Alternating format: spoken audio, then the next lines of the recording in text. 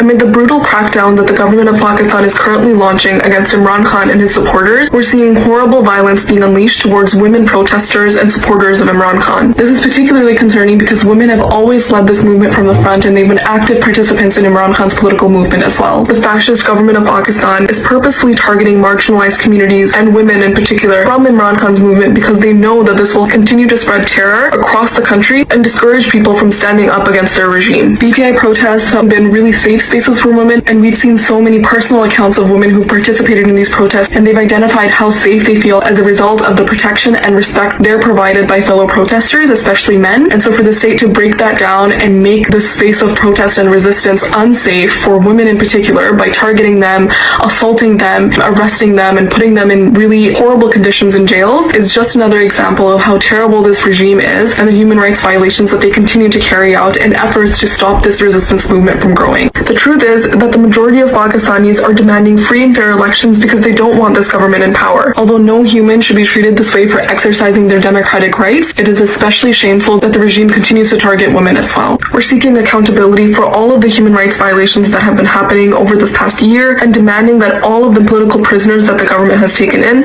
are released immediately. We also wanted to commend all of the amazing women overseas as well as on the ground in Pakistan right now who are fighting for our nation's future and for the democracy of the country as well.